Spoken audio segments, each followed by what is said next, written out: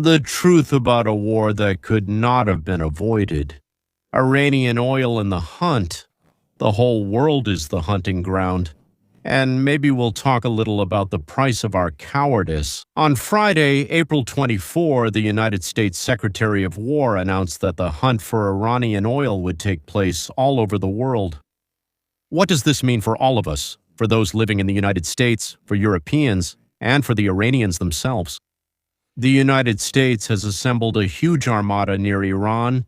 Not a single ship going to Iranian ports or leaving Iranian ports is allowed to pass. At the same time, cargo that has nothing to do with Iran passes through here without any problems. But most importantly, the previously paper-based sanctions prohibiting Iran from trading in energy resources have now moved from paper to guns. That's what we're going to talk about. And besides that, we'll talk about the dreams of every Lebanese person, which have nothing to do with the dreams of Islamists, about the hunger that will inevitably come to parts of Asia and Africa, and why black, brown, yellow, and olive-skinned nations so often cannot feed themselves, but instead rely on the bad white people to bring them food, medicine, and generally take care of all their needs. And of course, about what is happening at the negotiations between the USA, and how all this might or most likely will end. In the short term and the long term, these are two very different things. But let's start with the hunt for Iranian oil. Iranian oil, hunger and the price of freedom. In the spring of 1926, the world suddenly realized what it means when all of this is threatened at the same time. When a single regime, located on a patch of land between the Caspian Sea and the Persian Gulf, has its hand on the throat of the world economy. When the closure of a single strait, only 50 kilometers wide, can send countries thousands of kilometers away, countries that have never even heard the word Hormuz, into recession. This story is not just about war, it's about why the world has come to this point. It's about oil that was sought all over the world, and about food that couldn't be grown by those who needed it most. It's about governments that preferred their people to remain poor and dependent. Yes, a bunch of governments around the world want their people to be poor. It's about a Lebanese girl who dreams of living to see the day when there are no people with machine guns on her street, and about a diplomat who is flying to Islamabad without an army behind him, without a nuclear trump card in his pocket. Well, practically alone. Shall we begin? Let's start with oil. The hunt for Iranian oil. For many years, Iranian oil flowed through the world as an invisible stream.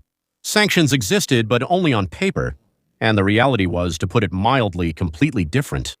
Every detail of the mechanism was perfected. An Iranian tanker would leave the port of Kark, the country's main oil terminal, and head not directly to China, but to waters off the coast of, say, Malaysia or the Emirates.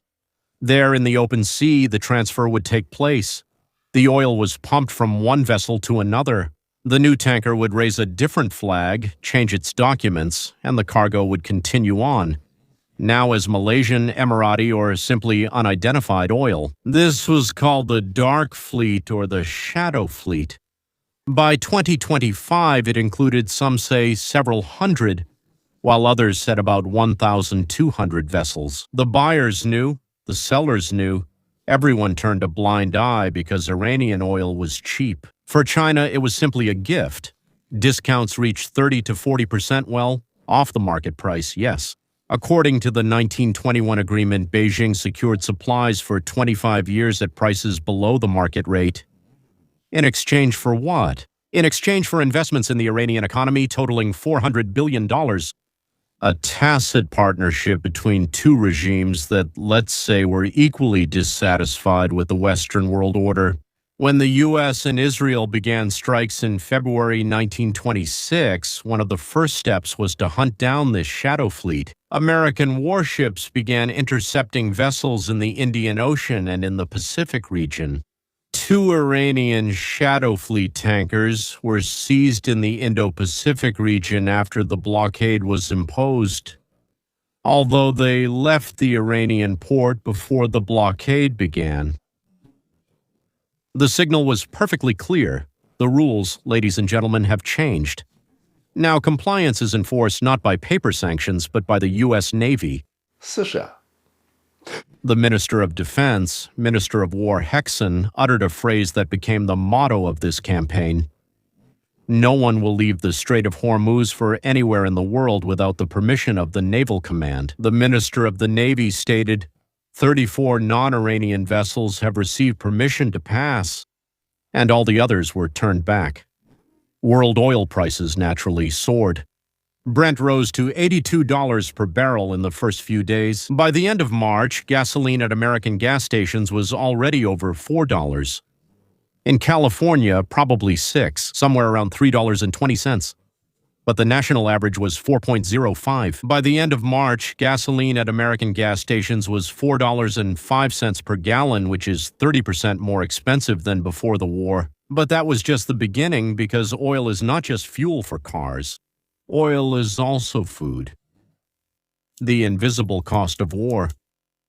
Most people don't think about the connection between oil and bread. This connection is invisible until the bread disappears. The production of nitrogen fertilizers, ammonia, urea, nitrates, directly depends on natural gas. Gas is both a raw material and an energy source at the same time. When gas prices double, the cost of fertilizers doubles along with them. When gas supplies are interrupted, fertilizer production stops. The Persian Gulf is one of the world's largest suppliers of liquefied natural gas. Qatar alone supplied about 20% of the global market. In March 1926, Iran struck the Qatari Ras Laffan complex, the largest center for the production and export of liquefied gas on the planet. Qatar's production capacity dropped by 17%. The damage, according to estimates, would require 3 to 5 years for full recovery. Liquefied gas prices in Asia, in particular, rose by 140%. Ladies and gentlemen, this is not just an abstract figure. Real consequences exist. Fertilizer producers in India, Bangladesh, Pakistan, and Egypt have started to cut production, or even shutting down plants because gas has become too expensive. Farmers won't be able to buy fertilizers. Those who could bought them at prices that made growing grain no longer profitable. Yields dropped and food prices immediately started to rise. For wealthy countries, this meant more expensive products in supermarkets. Some people might not even notice. For poor countries, it meant hunger. Everyone will notice that. The UN World Food Program warned about a sharp increase in the number of people facing acute food insecurity. Where is this? In Africa, south of the Sahara, in Yemen, and in a number of countries in South Asia. That is, a situation that was already difficult has now become, maybe not catastrophic yet, but critical. And here we come to a question that is rarely asked out loud, but it is, well, a key one. Why can't they feed themselves? Every time there is a food crisis in the world, the same question comes up. Why don't the countries that are starving produce enough food? Yemen, Somalia, Afghanistan, Libya, Sudan, Zimbabwe? Well, it's actually a long list. Many of these countries have land, they have water, they have the right conditions to grow anything. They have a workforce, but agricultural productivity is minimal. The answer is uncomfortable, but it exists. By the way, there isn't just one answer, but they're all uncomfortable. The first is the lack of knowledge. There is no knowledge, no education. The mind is empty. Modern agriculture. If you're not just growing things so that, well, maybe your family has something to eat, right? But really, modern agriculture is a science. Soil management, crop rotation, breeding, irrigation, plant protection, storage, logistics, and sales. All of this requires education.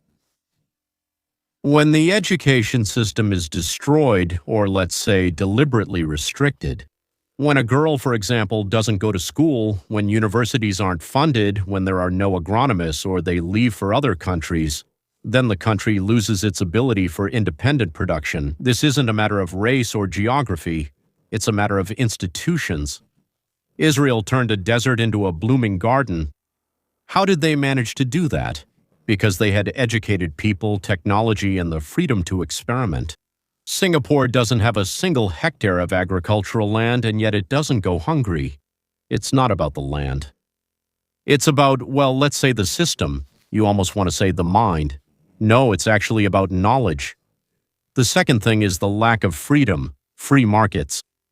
Where the government controls grain prices, where export requires government permission, where the land is privately owned, and the farmer can't get a loan using his plot as collateral, there's no incentive to produce more. Why invest in the harvest if the government will take it away, well, almost like the grain requisition in the Soviet Union, at a fixed price that doesn't cover the costs?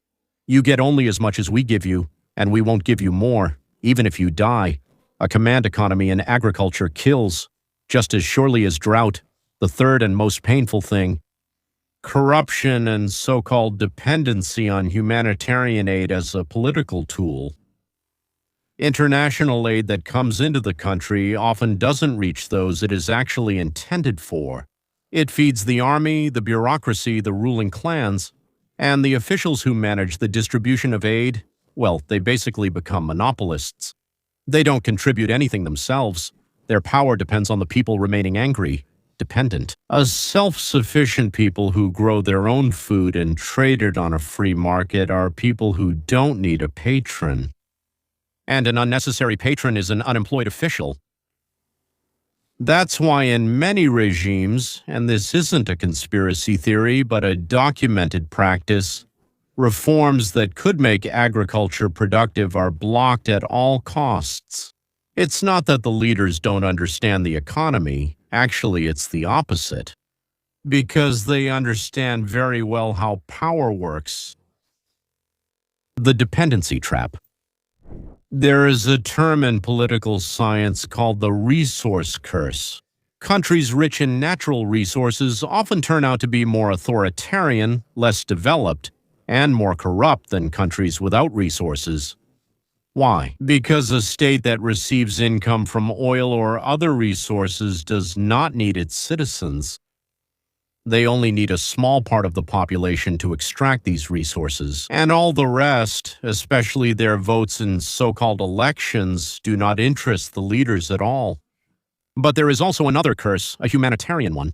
A country that receives foreign aid for decades does not create internal mechanisms of production and distribution. Why build a grain storage facility if the UN will send the grain? And if it goes bad, they'll send more. Why train agronomists if Europe will donate the equipment? Dependence is becoming the norm, and generation after generation grows up with the understanding that aid is something you strive for, not something you earn. You have to stay poor and miserable.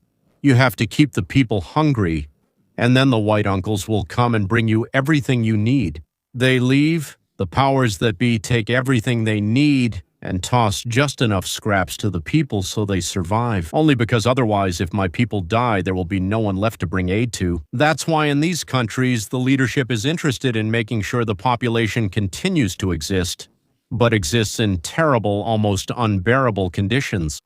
So that the uncles and aunts who arrived on big ships or flew in on big planes would really want to help them. And then leaders appear whose only skill is the ability to ask for help. To ask the West, to ask the UN, to ask China, to ask Russia, to ask the Persian Gulf.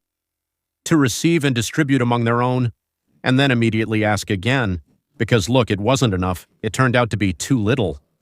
You see, my people continue to live terribly. This mechanism works flawlessly as long as there are donors with money and conscience, or as long as there are officials in countries with a lot of money who can get kickbacks.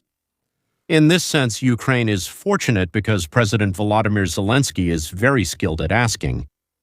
Or you could say Ukraine is very unlucky because, well, look, 1 million people have been killed. And the next 2 million who will die will most likely die because Volodymyr Zelensky is very good at asking. The critics of this system are not right-wing extremists, they're not cynical, they're isolationists. These are economists who have been working in Africa and Asia for decades.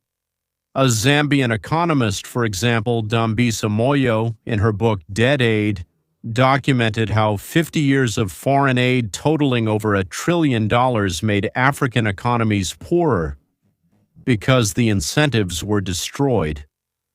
Incentives for independent development. Aid should help to get out of a crisis, not become a way of life. It doesn't mean we should stop feeding starving children immediately. It means that real help looks like this. We bring you food, but in return you learn. If you don't learn, we stop bringing you everything that we bring. Education is the rule of law, it's property rights, it's a free market, it's the fight against corruption. This is what the people should learn if they want to continue receiving aid. And they should know that this aid will be reduced by 10% every year, no matter what happens. All those things that authoritarian regimes resist most stubbornly, because it is exactly these things that deprive them of power. Iran is a clear example. A country with huge reserves of oil and gas, with an educated people and a long history, with an ancient civilization. But the system created in 1979 is deliberately limited. It increased private initiative, controlled the markets, suppressed civil society, and turned the IRGC into a state within a state, with its own economy, its own economic empire, its own monopolies, its own rules. And by 1925, inflation had reached 40%. Iranians, who are educated, hardworking, and enterprising people, were poorer than they could have been, not because they didn't know how to work, but because the system was set up so that they depended on it. They depended on the system, not the other way around. Lebanon. Among all the stories unfolding against the backdrop of this conflict, one remains almost unnoticed. This is the story of Lebanon. Lebanon is a country of paradoxes, one of the most educated nations in the Arab world, a country with a vibrant culture and entrepreneurial spirit, a multi-confessional society that has historically been able to reach agreements. Beirut, as I have said many times before, was once called the Paris of the Middle East, and for several decades now, this country has been held hostage by an organization it did not choose. Hezbollah came to Lebanon in the 1980s with Iranian money, Iranian instructors, and Iranian ideology. Gradually, it turned into a state within a state, its own army, stronger than Lebanon's official army, its own social services, its own economic networks, its own political agenda. The Lebanese government couldn't make a single strategic decision that Hezbollah didn't like. Rocket attacks on Israel in 2024 and 2025. Not Lebanese attacks. The Lebanese didn't vote for war. They didn't want their country to become a staging ground for someone else's strategic goals, but they had no say. No one asked them anything. After Israeli and American military operations dealt a serious blow to Hezbollah, killed its leaders, destroyed weapons depots, and undermined financial networks, something unusual happened in Lebanon. Quiet, almost invisible, but real. A ceasefire. Thousands of Lebanese began returning to the south of the country, not because they were told it was safe, but because the people with weapons had finally left. Lebanese politicians, who had been silent for years out of fear, began to speak cautiously but clearly. The time has come to restore sovereignty. The Lebanese army is deploying in the south. International negotiations are underway for it to become the only armed force in the country. It's fragile. It could collapse. Hezbollah is weakened, but far from destroyed. Iranian influence hasn't disappeared completely. But for the first time in many years, Lebanese society has something it didn't have before. Space. Space to imagine a different future. That Lebanese girl who dreams of living to see the day when there are no people with assault rifles on her street, she's not a metaphor. There are millions of girls like her, and boys too. And for the first time in decades, their dream doesn't seem impossible. A lone diplomat. Abbas Arakchi is flying to Islamabad. He is an experienced diplomat. He participated in the negotiations for the 2015 nuclear deal. He knows the protocols. He knows the language of compromise. He knows how to keep negotiations alive for months without letting them die or reach a conclusion. But this time, something has changed. Previously, the Iranian delegation would travel with a large group. At the April talks in Islamabad, 70 people arrived for the first round, a 70-member team, as they called it, led by the Speaker of Parliament, Ghalibaf. Along with them were uninvited guests, IRGC officers who arrived to advise the delegation. What does that mean in plain terms when GB is flying with you? To watch every word you say. The IRGC is the Islamic Revolutionary Guard Corps. It's not just an army, it's a state. The nuclear program is in their hands. The missiles are in their hands. Control over the Strait of Hormuz is in their hands. The decision about what can be conceded in negotiations and what cannot is also theirs. And here's what happened after the first round. A new secretary of the Supreme National Security Council.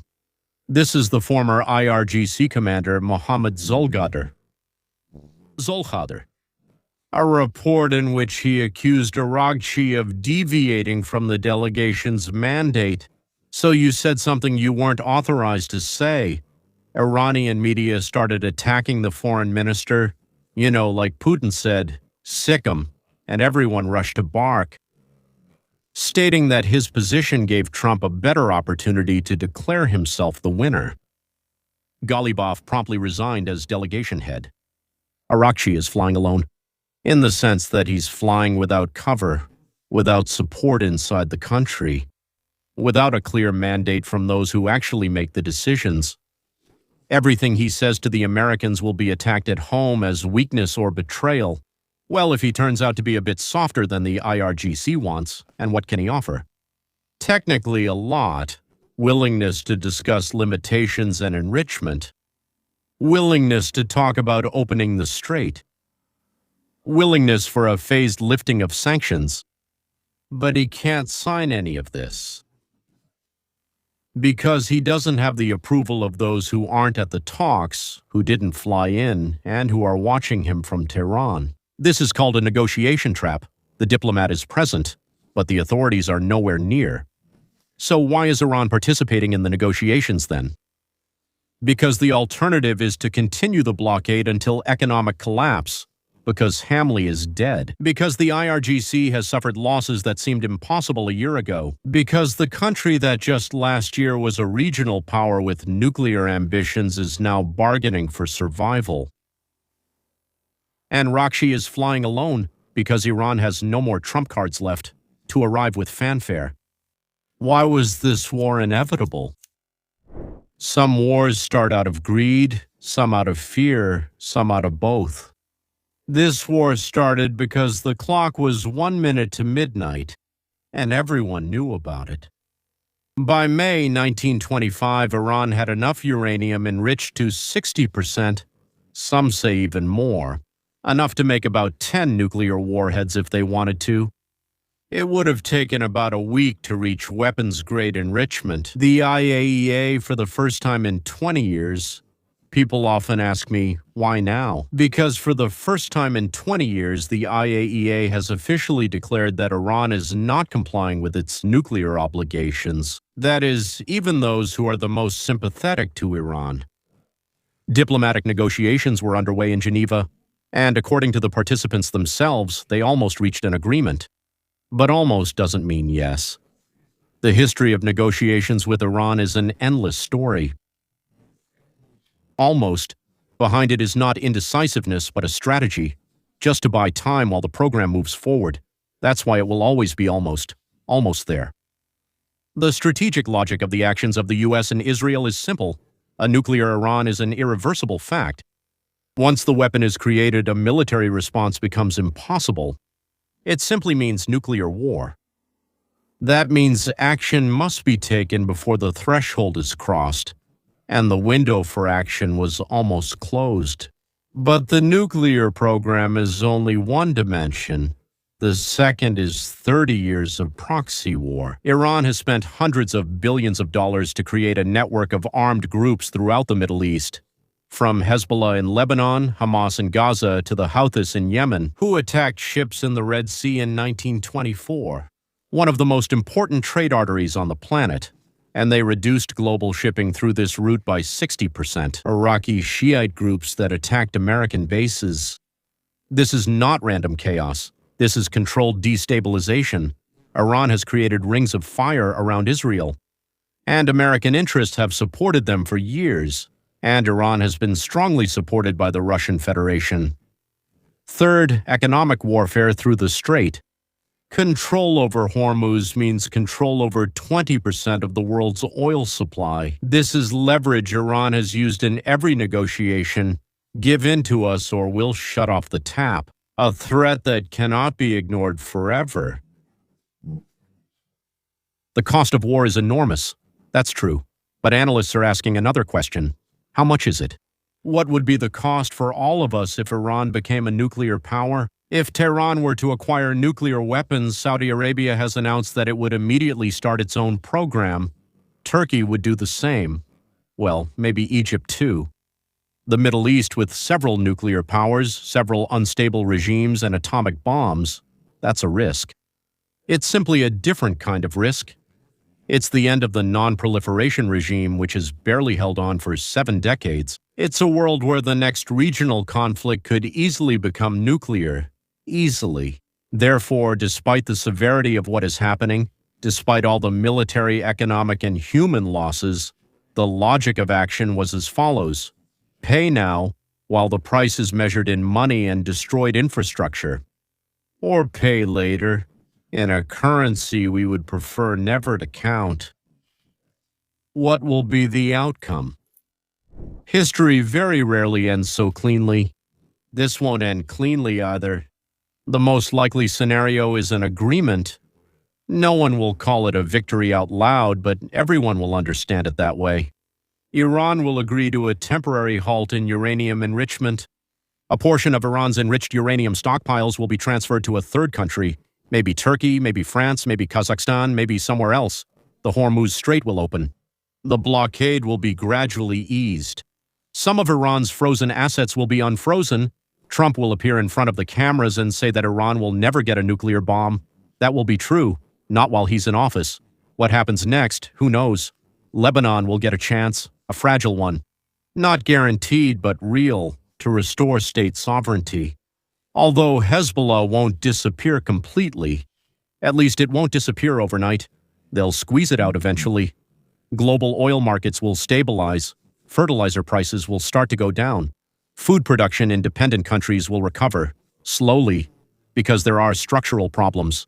Education, markets, institutions haven't gone anywhere. It's possible to negotiate with Rakchi, or he will be replaced. Or the negotiations will reach a dead end, and then everything will start over again. But one thing has changed irreversibly: the illusion.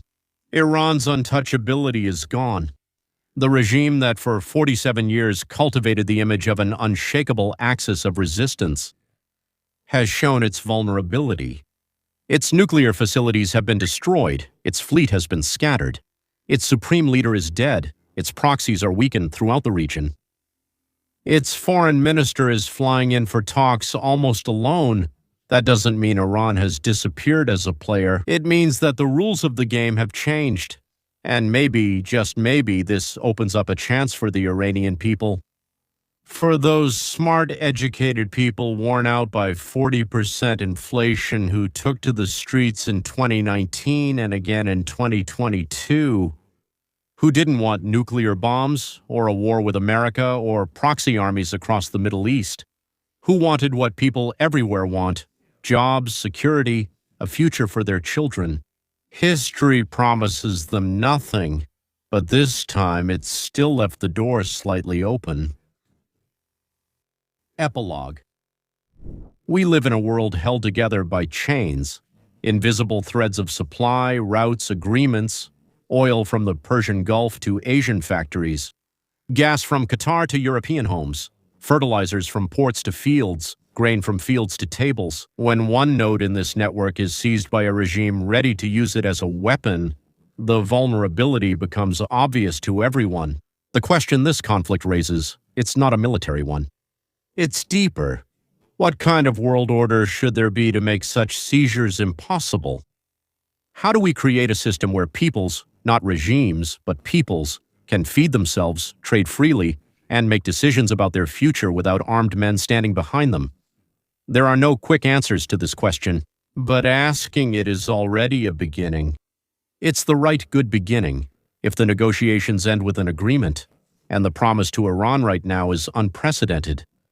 The world will get what 30 years of diplomacy couldn't achieve: verified and forced nuclear dismantlement of Iran. Not a promise, not temporary pauses in exchange for lifting sanctions, but real destruction of the infrastructure that threatened to destabilize the entire Middle East.